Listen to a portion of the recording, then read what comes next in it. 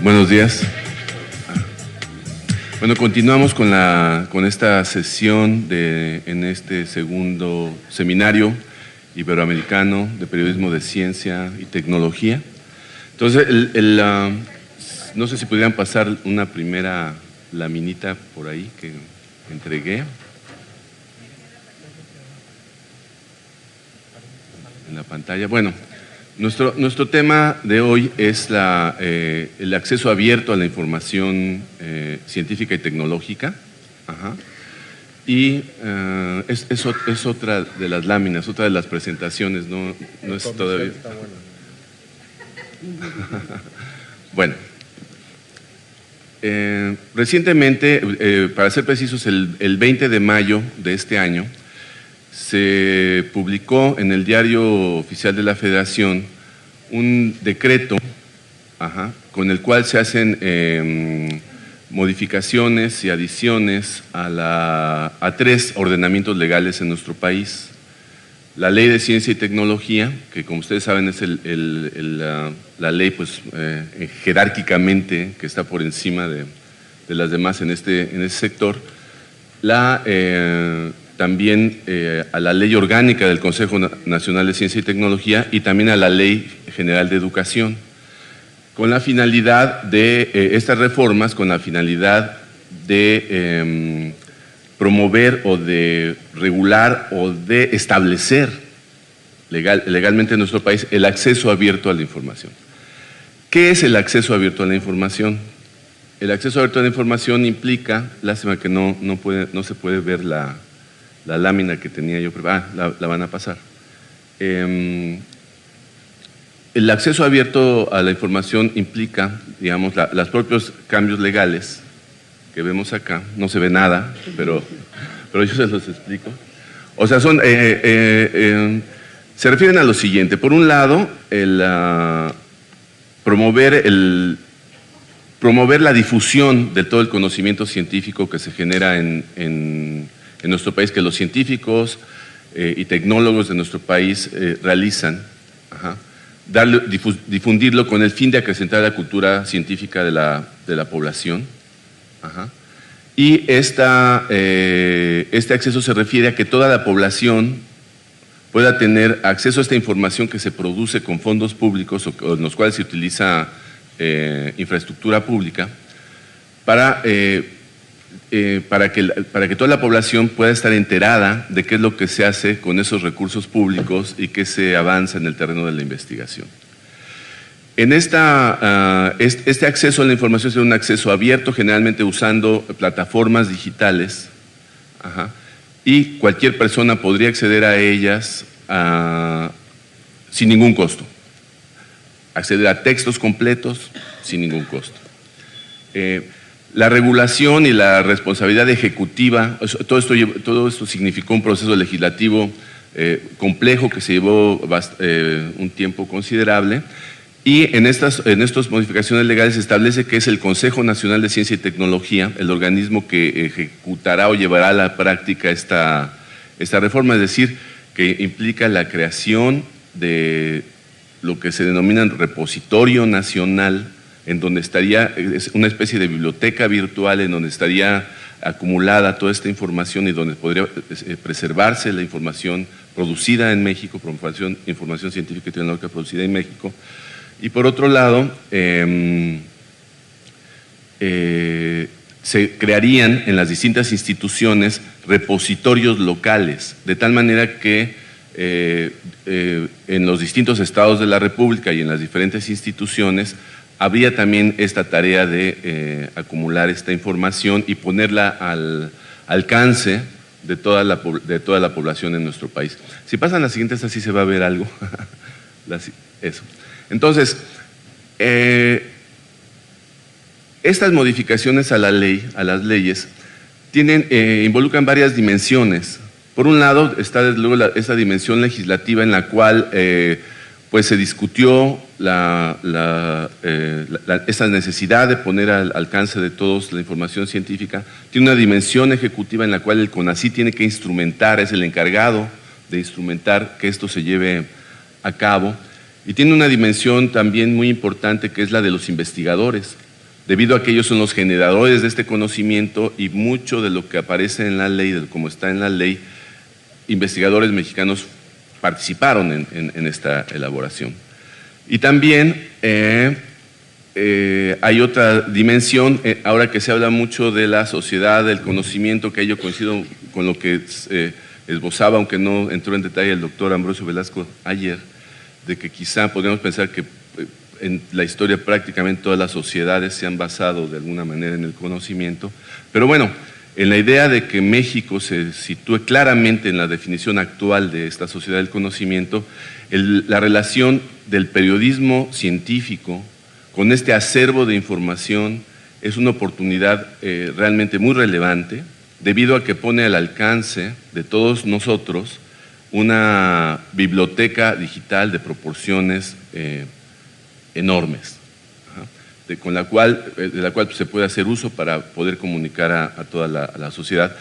Y por otro lado, en esta misma liga de que esta sociedad basada en el conocimiento pudiera ir transitando hacia una economía del conocimiento, entonces también el aprovechamiento de este acervo para poder incidir en la producción de bienes, o sea, en el sector productivo de nuestro país es una dimensión importante. Es decir, la información está ahí, ¿de qué manera esa información puede servir a la sociedad? ¿De qué manera puede servir, por ejemplo, a las empresas para de ahí poder obtener ideas y demás, o poder desarrollar ciertos productos e innovaciones que pueden incrementar el valor agregado de sus productos? Entonces, esta mesa que trata sobre el acceso abierto a la información, tenemos la fortuna de contar en esta mesa, digamos, con personalidades que pueden explicarnos estos procesos. En primer lugar, la doctora Julia Tagüeña, bueno, no necesita presentación, pero yo sí quiero decir algo en relación con que todos los periodistas creo que debemos de tener en cuenta. Es la primera vez que que al frente del CONACYT hay investigadores. Digamos, en otros momentos hubo, digamos, gente muy bien, muy capacitada, muy bien intencionada y demás, pero hay una diferencia, en mi opinión, y es que al frente del CONACYT hay investigadores. El doctor Cabrero es un investigador muy destacado en su campo. La doctora Julia Tagüeña es doctora en física y además tiene una característica que la distingue, además de todo esto, como muchos de nosotros lo sabemos. Ella es una de las personas más entusiastas en la promoción de la comunicación de la ciencia.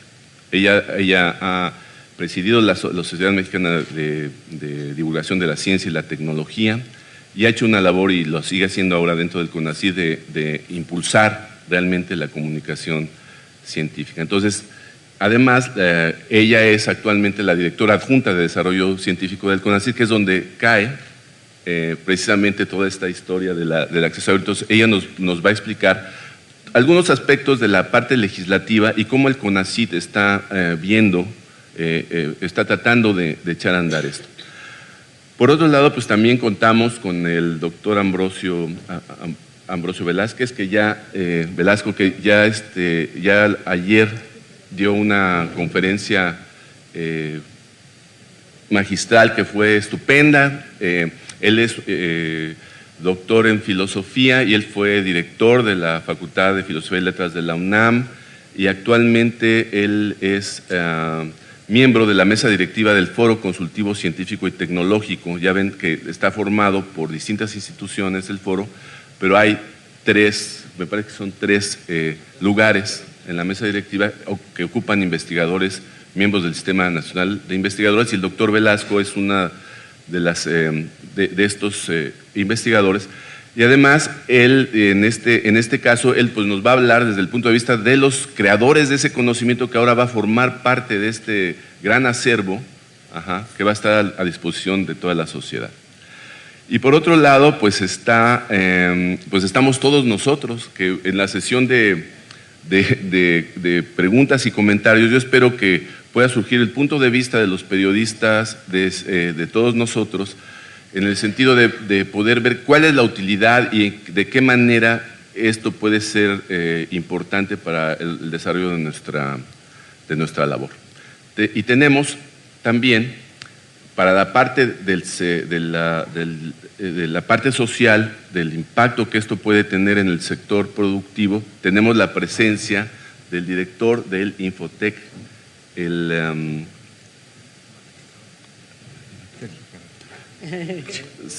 doctor Sergio Carrera Rivapalacio, que es el director ejecutivo del Fondo de Información y Documentación para la Industria, Infotec, quien nos hablará precisamente de estos aspectos hacia el sector productivo, y además también nos va a explicar un poco acerca de cómo se piensa echar a andar estas plataformas digitales, qué son, en qué consisten y cómo podemos acceder a todo eso.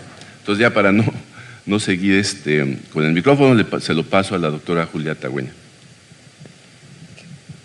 Muchas gracias, Javier, y mil gracias por esta invitación que pues considero una gran oportunidad de contarles este tema, que es un tema muy importante, no solo para nuestro país, sino para el mundo en general.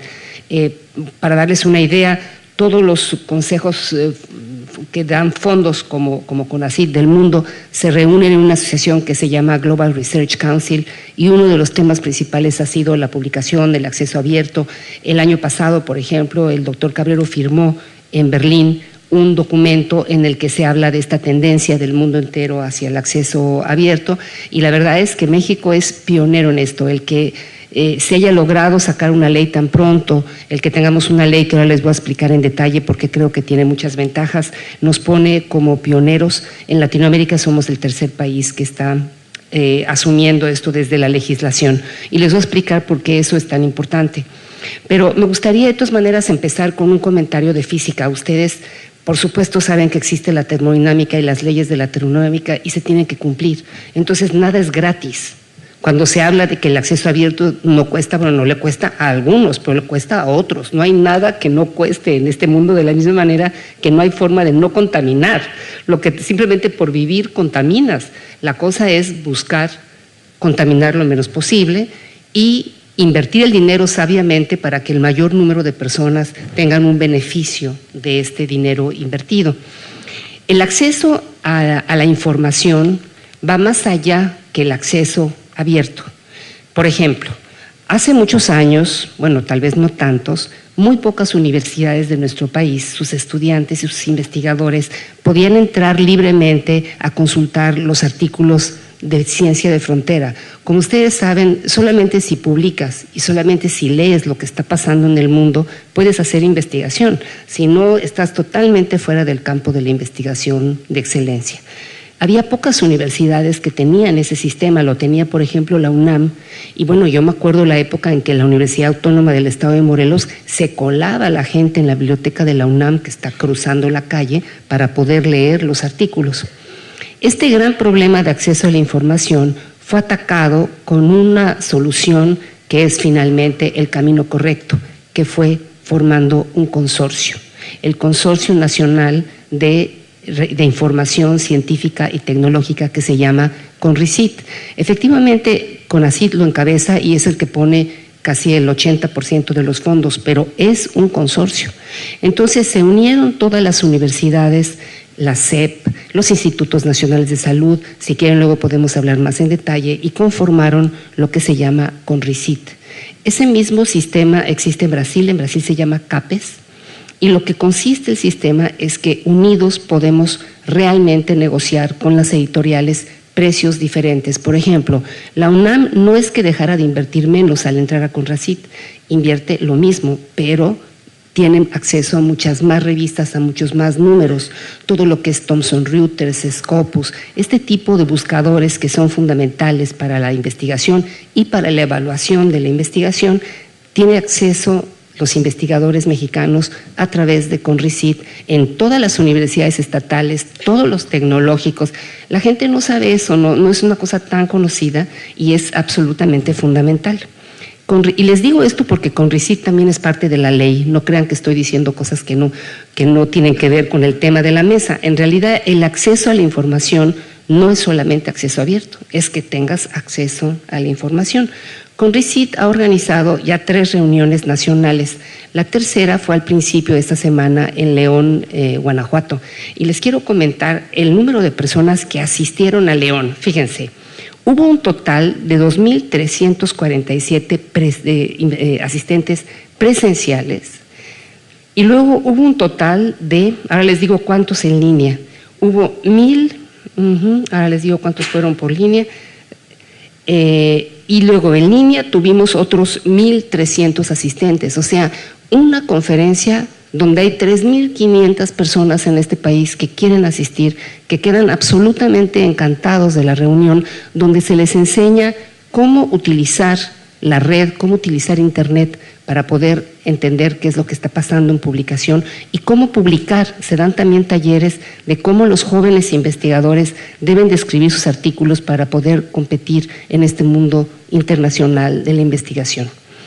Este es un tema tan importante que se ha vuelto un tema de política científica. Las editoriales han pasado de simplemente editar revistas a hacer análisis que le venden a los gobiernos para que los gobiernos sepan exactamente qué se está produciendo, con quién se está colaborando, si somos líderes, en qué somos líderes, en qué no, etcétera. Entonces, es algo fundamental que está todo basado en la parte técnica digital. Si no hubiera Internet, todo esto no estaría pasando y eso se lo voy a dejar a Sergio para que comente la parte técnica.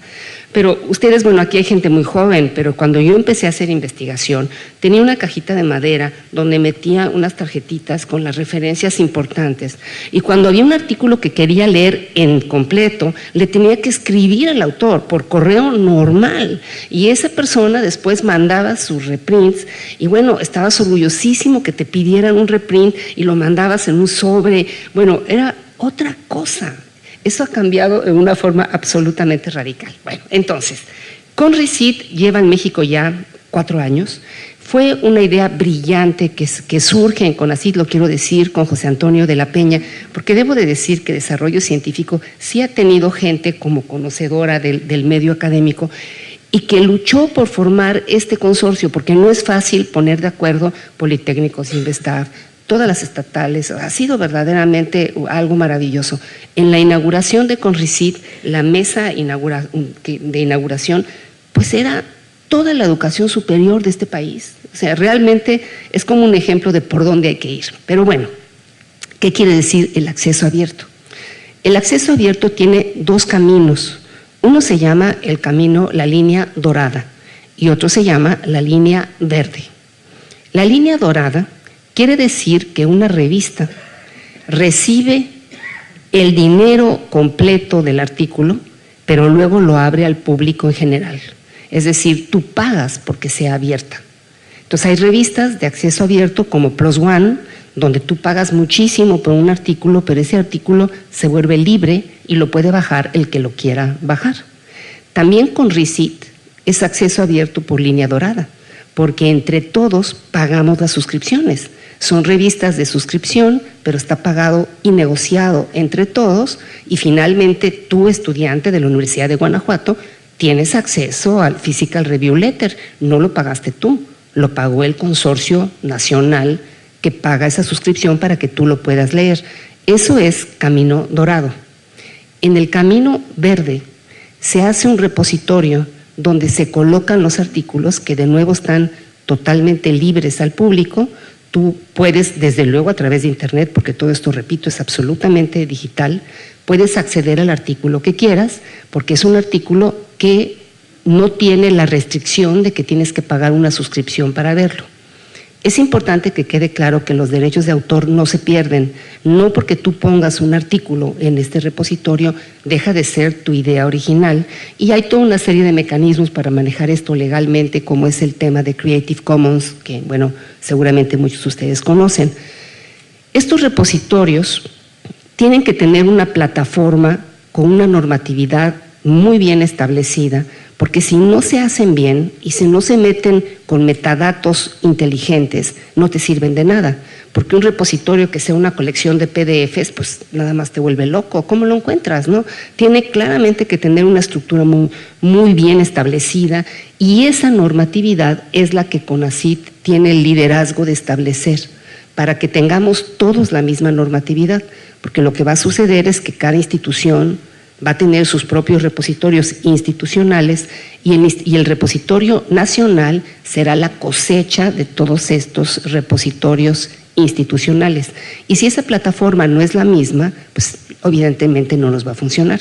Además, queremos ser parte del mundo, queremos realmente competir con la ciencia internacional. Entonces, nuestro repositorio tiene que ser compatible con todos los repositorios que están naciendo en todas partes del mundo. Hay toda una colección de repositorios que ya existen, la mayoría son europeos y americanos, y tienen unas ciertas reglas que evidentemente nos interesa conocer y equiparar.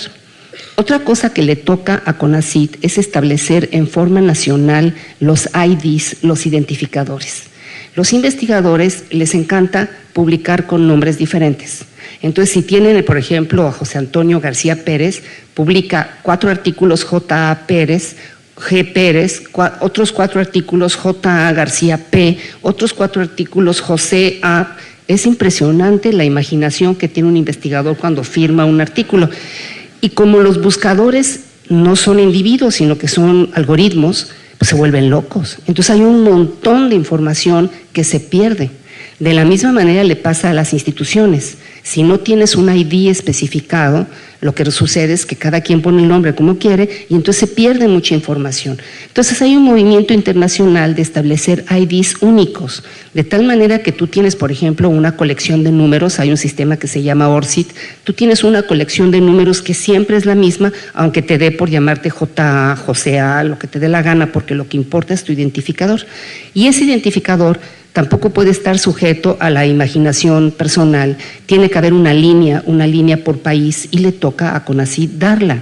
De hecho, las instituciones están deseosos de ese liderazgo, no les molesta en lo absoluto, porque en lugar de pelearse en cómo lo vamos a hacer, están deseosas de que CONACYT diga, el repositorio se hace así, el ID se construye de esta manera y todo México va a construir sus IDs y sus repositorios de esta forma, y eso lo va a saber el mundo. Y todo el mundo va a saber cuando un artículo ha sido producido en México y en qué institución mexicana ha sido producido.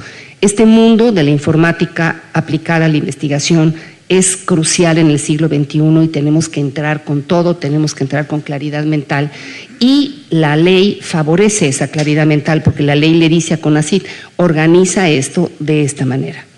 Por otro lado, la ley no es impositiva, es decir, tú como investigador que has trabajado un artículo con financiamiento público o en una universidad pública, tienes la posibilidad de meterlo al repositorio, pero no estás obligado a meterlo al repositorio.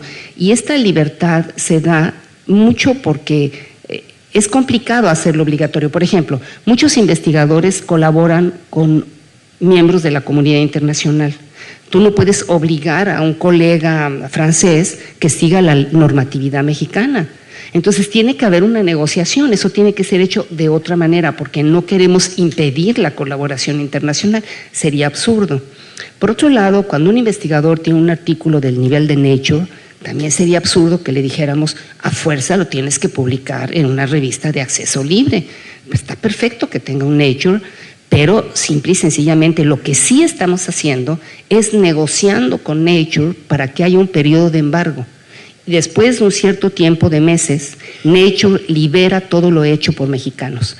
Es decir, el acceso abierto está obligando a las editoriales a pactar con los países, a tener los artículos atrapados un cierto número de meses con la primicia, pero luego a soltarlos para que entren en el repositorio de cada país.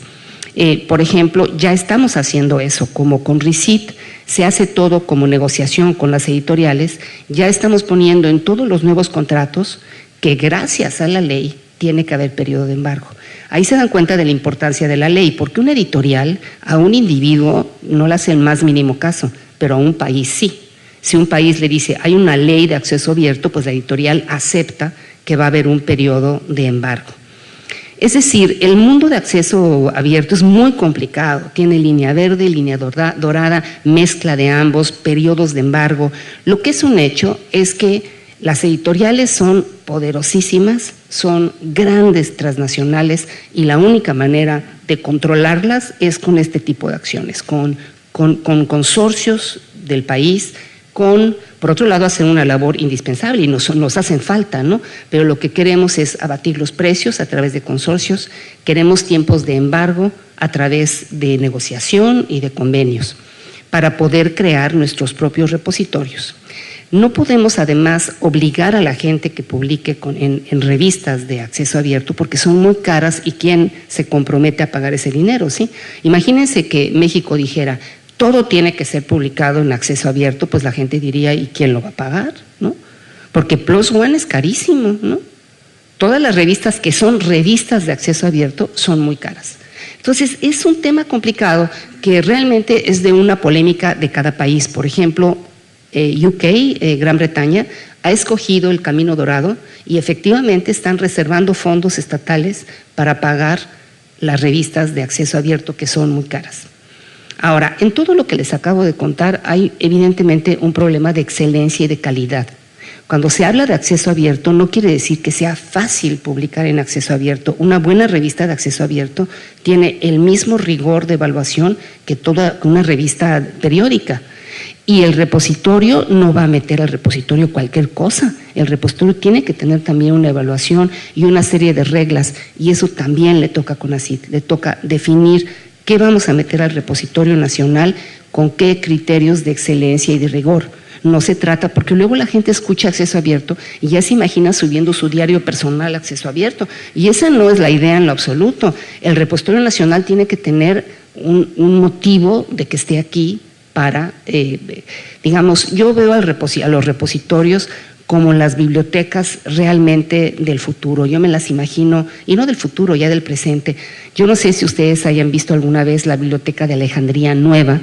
La original se perdió totalmente, ni siquiera se sabe dónde estaba, porque fue completamente destruida, porque las bibliotecas son siempre un sinónimo, pues, de conocimiento, de libertad, de muchas cosas, y pues son como blanco también de agresividad cuando pasa algo como cuando cae Alejandría. No se sabe ni dónde estaba. Han construido una nueva. La nueva es prácticamente digital. La original tenía papiros, tenía agujeros en la pared, porque existen otras equivalentes en Alejandría que son paredes de piedra con agujeros donde metían los papiros. Hoy la biblioteca es digital.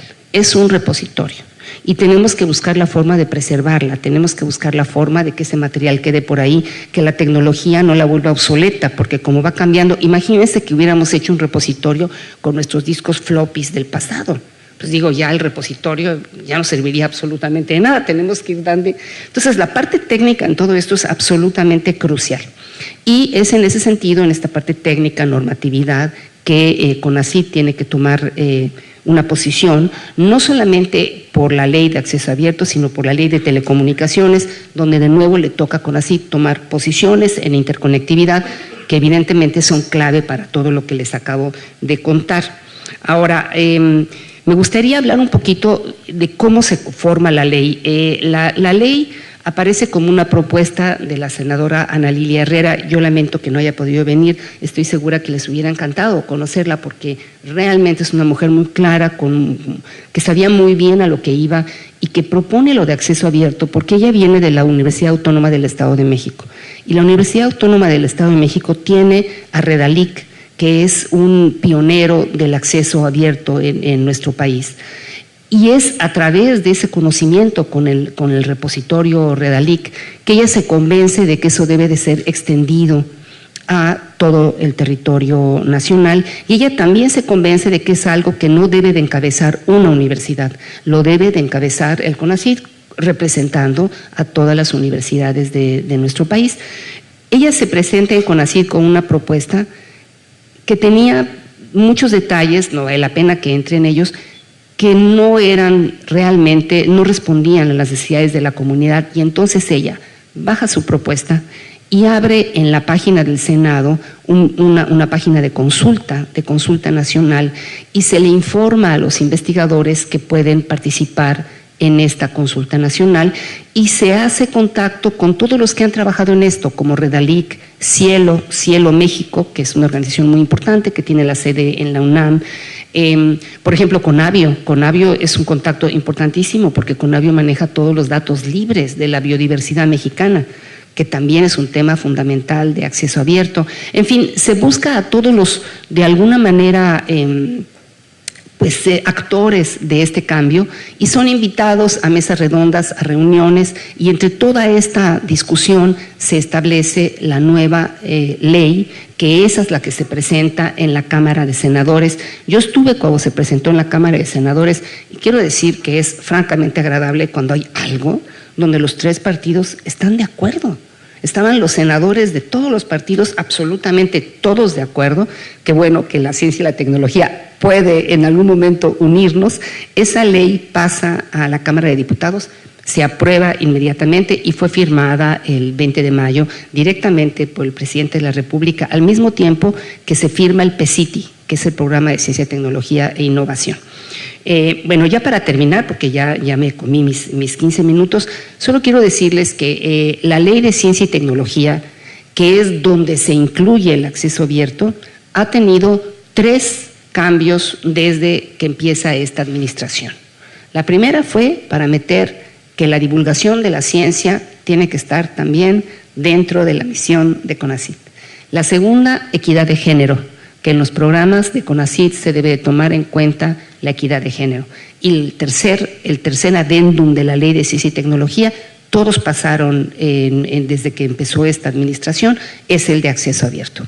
Entonces, bueno, de alguna manera están unidos, porque finalmente el acceso abierto está unido con la democratización y la equidad, y también con la divulgación de la ciencia. Y yo con eso ya termino. Si tuvieran alguna pregunta, pues con mucho gusto. Después. Muchas gracias, doctora Cagüeña. Le pasamos el micrófono al doctor Ambrosio Velasco. Muchas gracias. Bueno, pues muchas gracias.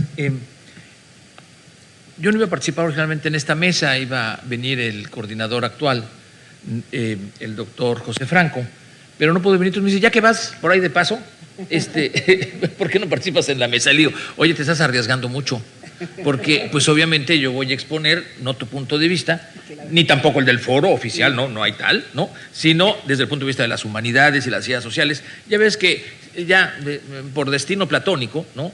Estamos condenados, felizmente, pues a ser, no criticones, pero siempre reflexivos y eventualmente críticos. Entonces, no me excuso, simplemente aclaro esta perspectiva. Yo creo que, sin lugar a dudas, la ley es un muy importante avance. Es muy importante, estaba buscando ahorita el artículo 67, que creo que conviene leerlo, ¿verdad?, para ver cuáles son las finalidades de la ley. Y aquí lo tenía, nomás que se movió. Bueno, la finalidad principal de estas reformas a la Ley de Ciencia y Tecnología, porque es una reforma a la ley, en materia de acceso abierto a la información científica y tecnológica. Muchas gracias. Que el papel todavía funciona. Sí, ¿verdad? Perdón. Gracias. El 67, ¿verdad? Gracias. Donde viene la declaración de principios. Aquí vienen las definiciones. Dice, bueno, ay Dios mío. Mejor les leo aquí y apago mi teléfono porque no lo había.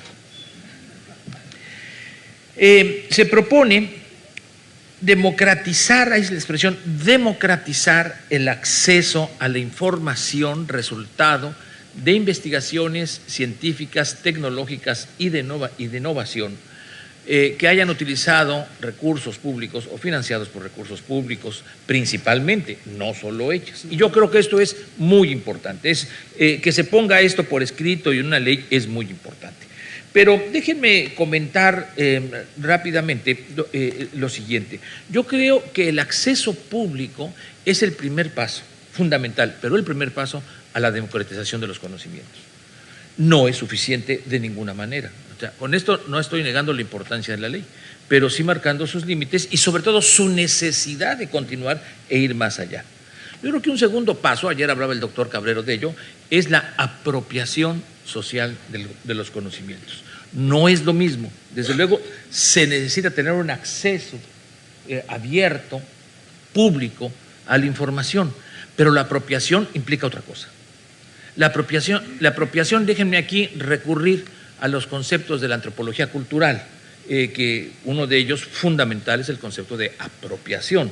desde luego no de la economía, porque ahí nos vamos a la apropiación privada y eso no nos interesa mucho, sino uno de nuestros más grandes antropólogos en México, Guillermo Bonfil Batalla, tiene todo un desarrollo de una teoría crítica sobre las relaciones interculturales y en particular el concepto de apropiación es una de sus propuestas más interesantes y contribuciones más interesantes. Apropiarse de algo, nos dice Bonfil Batalla, es integrar a la matriz de conocimientos propio y a la cultura propia nuevos conocimientos, con el fin de enriquecer la visión, la concepción del mundo y la cultura. Es en realidad un proceso de aprendizaje. Pero aquí, este segundo paso, considero que el trabajo de los comunicadores de la ciencia y la tecnología es fundamental, imprescindible. Sin ellos, diría yo, no puede haber apropiación, porque no basta con el acceso y un discurso general de que todos los grupos, sobre todo en sociedades multiculturales, ¿no?, como la mexicana, no bastaría. Allí hay un papel fundamental. Ayer me preguntaba una compañera periodista de MBS al respecto, ¿qué esperaría yo? No era ella, era alguien más, perdón. ¿Qué esperaría yo? Me dice, ¿qué recomendaciones harían los periodistas? Digo, no soy tan salvaje para hacer recomendaciones siendo no periodistas. Yo puedo expresarle qué expectativas tengo, ¿no? Y entre las expectativas sería precisamente que fueran el principal motor, ¿no?, de apropiación social del conocimiento, con toda esta diversidad necesaria de la apropiación. Esto tiene que ver, entre otras cosas, pues no solo con digerir, transformar, interpretar y hacer atractivos, no solo entendibles, sino atractivos los conocimientos. La conferencia de hace un rato nos ha puesto en manifiesto, sino también quizás empezar a buscar formas de adecuación, de acercamiento de la información científica, tecnológica y de innovación a, por ejemplo, los pueblos indígenas.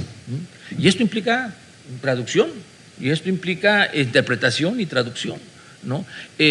Me parece que esta sería una labor muy importante. Ahora, el segundo paso, este sería un segundo paso. Entonces, el primer paso, como yo lo veo, hacia la democratización de la ciencia, la tecnología y, como decía Manuel ayer, bueno, yo hablo de los conocimientos por razones que ya dije ayer y que voy a repetir ahora, dentro del cual desde luego están los conocimientos científicos y tecnológicos, pero no solo ellos. Un segundo paso pues sería la apropiación social, que requiere otro tipo de esfuerzos. Un tercer paso requiere el uso público. Una cosa es la apropiación y otra la capacidad para integrar a la vida cotidiana y para la diversidad de fines que existen en los grupos y clases sociales de la población, el conocimiento científico, tecnológico y de innovación. Ese sería un tercer paso. Y creo que esto es una materia también donde la educación debe tener un papel fundamental, pero desde luego una educación con un sentido multicultural.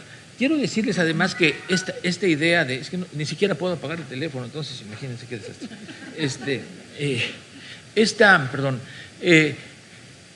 Esta idea del reconocimiento de la diversidad cultural no es una idea dominguera de nuestra licenciatura, que mucho apreciamos, ¿no?, sino es mandato constitucional.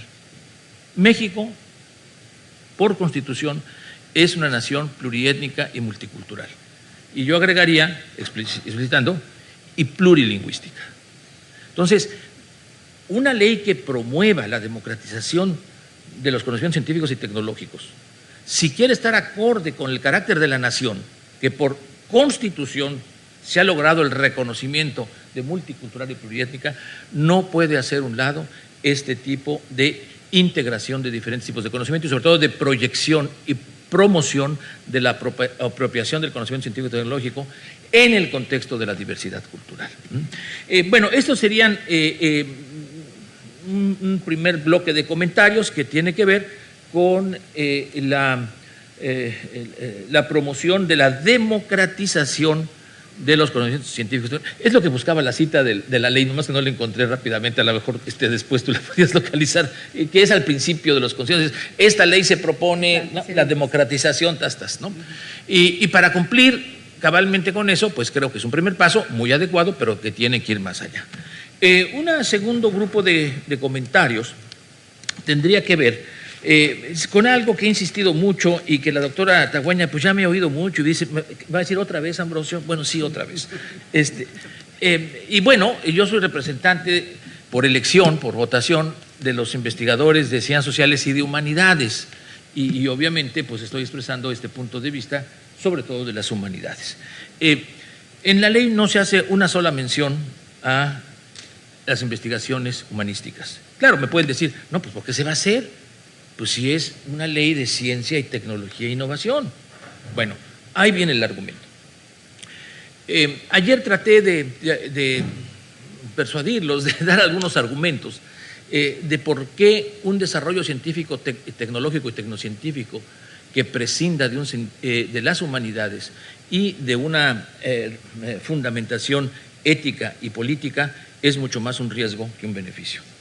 Y en este sentido, a mí me parece que no puede promoverse exclusivamente una sociedad del conocimiento basado en la ciencia, la tecnología y la innovación. Voy a hablar en un segundo de la innovación, porque se nos olvida, y ya lo dijeron ayer alguien, la innovación no solo es resultado de la ciencia y la tecnología, hay muchas fuentes de innovación, entre ellos los conocimientos tradicionales pueden ser una fuente muy importante.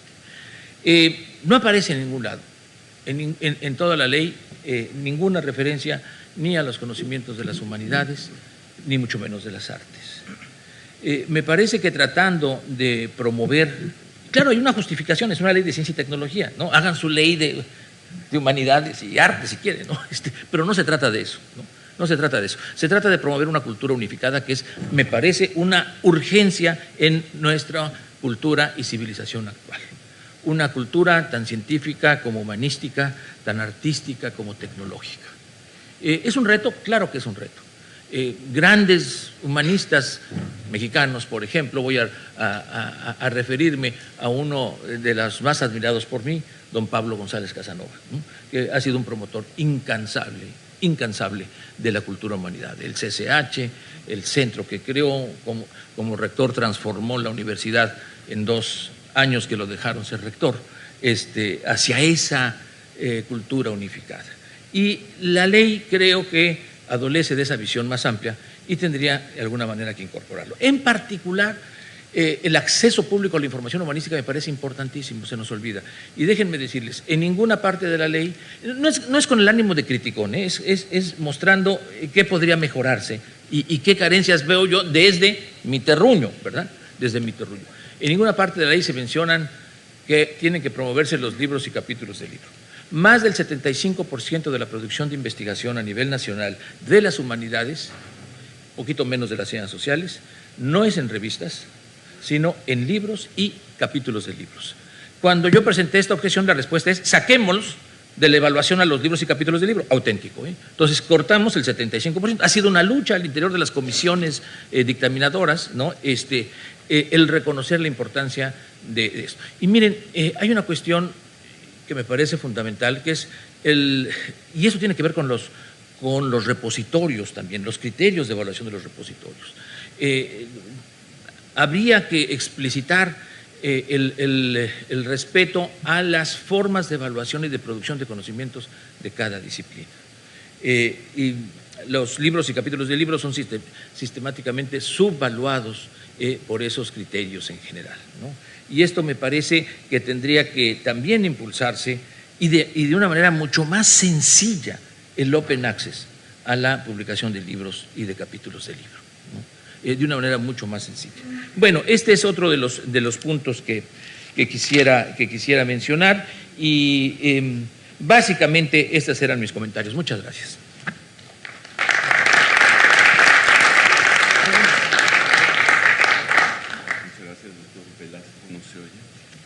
A ver, te paso Ya. Muchas gracias. De todas maneras, pásamelo, por favor. Gracias. Entonces le pasamos el micrófono a Sergio Carrera. Muchas gracias. Muy buenos días a todos. Muy amables por la invitación. Para mí es un honor poder compartir este panel con mis compañeros. Y como ya se ha anticipado, yo voy a enfocarme un poquito más en lo que es el uso.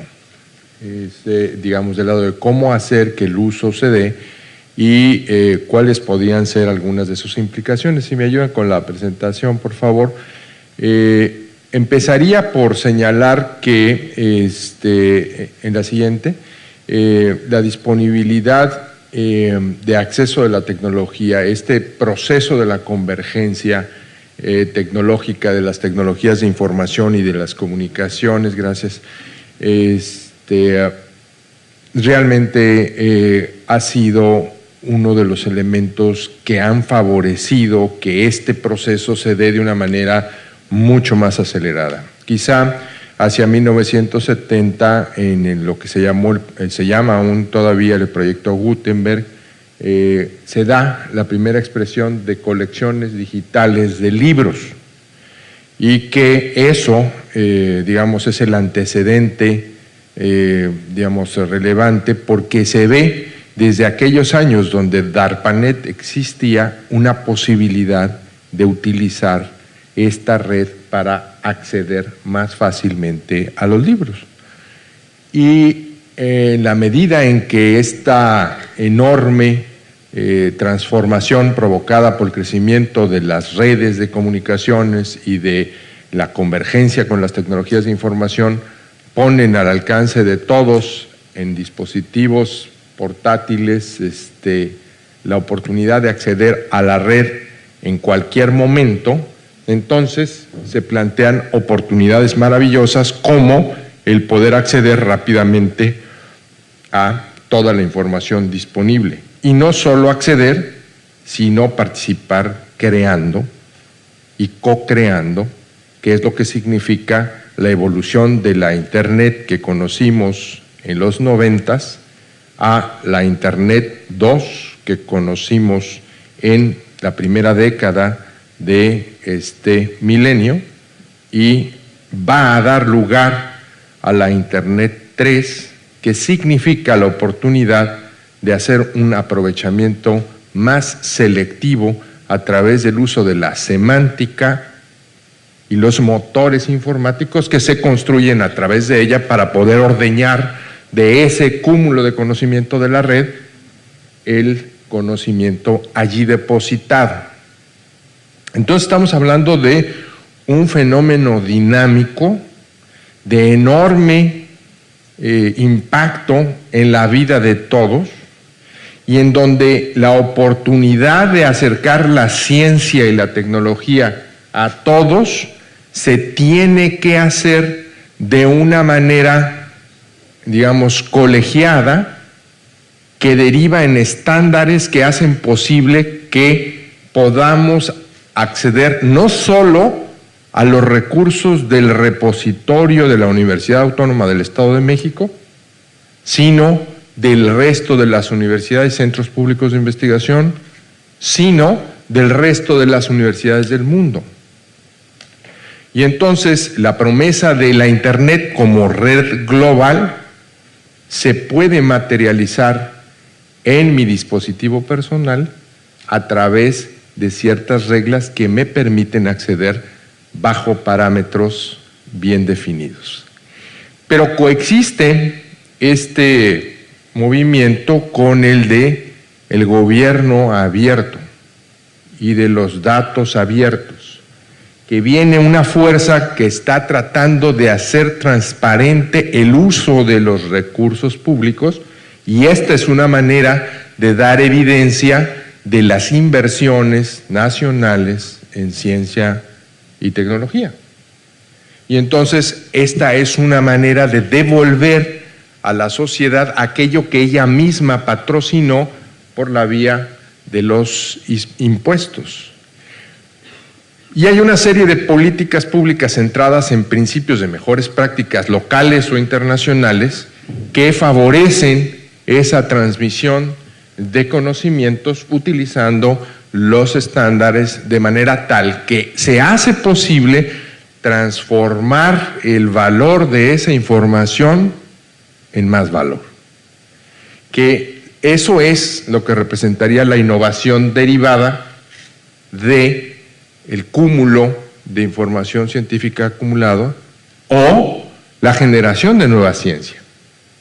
Porque al disponer más rápido de ese conocimiento acumulado es posible acelerar también el progreso de otras investigaciones. Ya la doctora Tagüeña nos hablaba de que ese es uno de los impactos más evidentes, la velocidad a la que yo podría en un momento determinado generar nuevo conocimiento, sin que por ello se vayan a relajar o deban relajarse las formas de valoración de dicho conocimiento.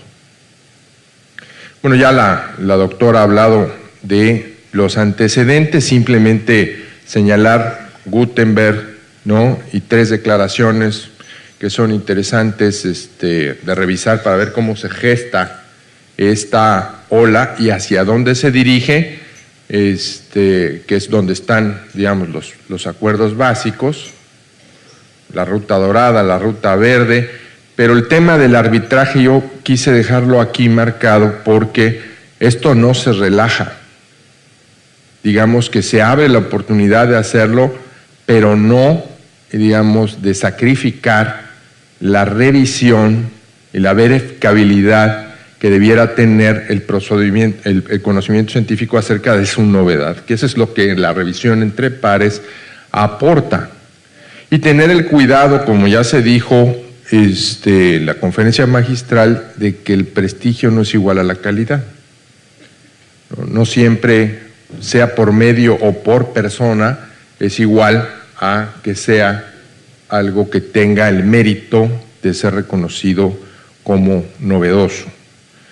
Ya señalaba la doctora también acerca del irrestricto respeto al derecho de la propiedad intelectual, que ese es uno de los temas que debemos mantener. O sea, creo que la ley lo marca y con toda claridad, y eso es definitivamente muy bueno.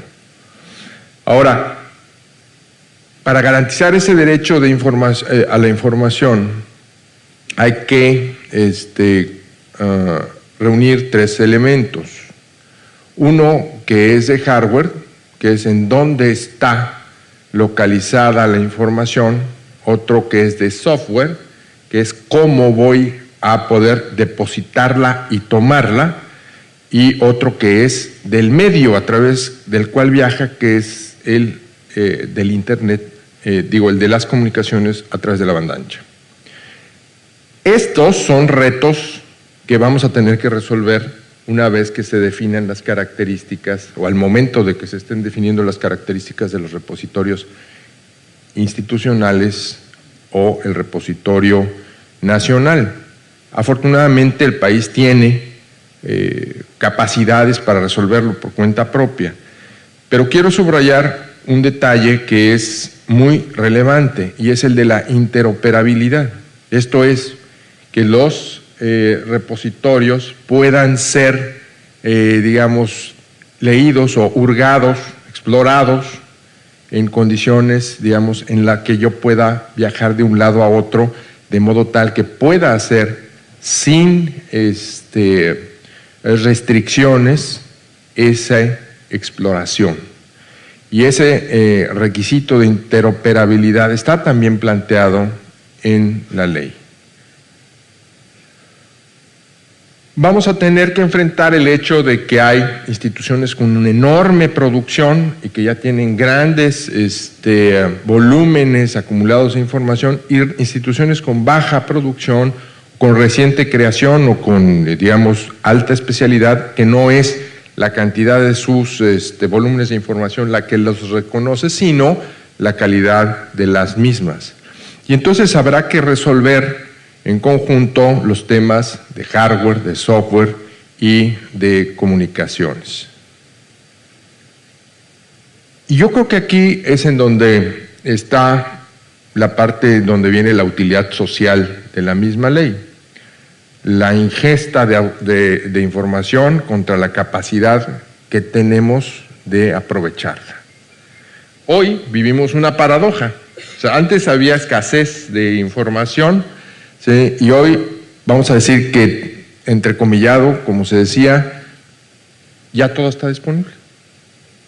Entonces, suponiendo que ya todo está disponible, y ahora ¿cómo le hago para usarla de modo que pudiera tener un aprovechamiento realmente adecuado a mis intereses. Y es que al final del día lo que ha pasado es que la velocidad se ha alterado y es mucho más fácil disponer hoy y consumir hoy que ayer, y la velocidad de creación también se ha modificado. Pero el hecho es que cuando yo tengo la oportunidad de tener el acceso abierto, puedo realizar más fácilmente labores, digamos, de especialización o de utilización transdisciplinaria del conocimiento. Y lo que hoy está sucediendo es que no solo es la convergencia de tecnologías de información y comunicaciones, sino muchas más convergencias que están ocurriendo, que genera cada una de ellas cúmulos de innovación que se traducen en la forma en que hoy se hace la ropa a través de, telas basadas en fibras vegetales y que derivan de la utilización del conocimiento en procesos de producción con conocimiento derivado del manejo de células.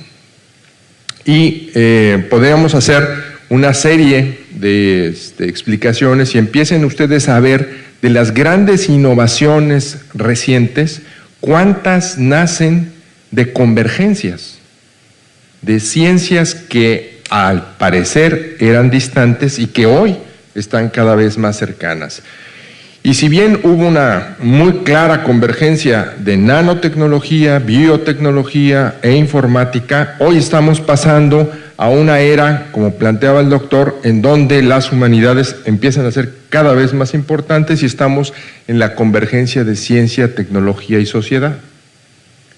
Y ese movimiento alrededor de cómo se utilizan los métodos antropológicos para generar más investigación del apropiamiento de la tecnología de información que derive en mejores aplicaciones en la ciencia médica, sería un ejemplo de cómo esta convergencia provoca el que podamos aprovechar esa información.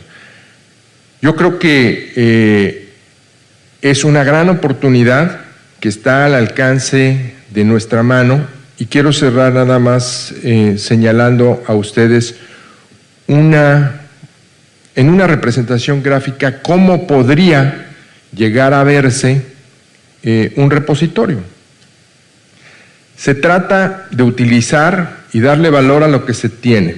No se trata de gastar nuevo. Se trata de que a través de los estándares que emanarán de los lineamientos que se prevé emita CONACYT, dentro de los 180 días posteriores a la publicación de la reforma de la ley, se pueda hacer un aprovechamiento del almacenamiento de repositorios que, por ejemplo, en esta lámina estoy hablando de los centros públicos de investigación del CONACYT, el CPI 1, el CPI 2 y el CPI X, hasta 27 que somos. Son diferentes niveles y diferentes formas. Algunos ya tienen constituidos sus repositorios y van a pasar directamente, digamos, por el rasero del repositorio nacional y serán fácilmente, digamos, comprendidos en él, como se muestra en la esquina superior en el repositorio nacional que aparece ahí como negro, ¿no? Quizá fue una mala expresión gráfica porque sería como una caja negra, ¿no? Afortunadamente es un cilindro, ¿no? Otro que podría tener una biblioteca digital, que no un repositorio digital, una biblioteca digital que pudiera convertirse. ¿Por qué una biblioteca digital no es igual a un repositorio digital? Porque una biblioteca digital puede almacenar imágenes y videos y artículos, digamos, escaneados, ¿no?, que no pueden a través de los metabuscaderos tener fácil acceso. Se necesitan estar guardados de una manera particular para que puedan ser accedidos por un tercero.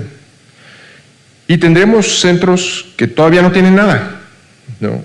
como universidades que todavía no tienen nada, a las que hay que llevar y establecer mecanismos de interoperabilidad que los permitan consultar. Obviamente esto estará regido por un marco normativo que será publicado en breve, normas técnicas, normas de contenido y políticas, digamos, a través de las cuales se pueda hacer fácilmente la consulta. Es un reto muy interesante, yo creo que va a dar un muy buen empujón a la investigación mexicana en todas sus áreas, pero a los innovadores es una enorme oportunidad para acelerar en el proceso de generación de más valor a partir de la ciencia contenida en ellos. Muchas gracias.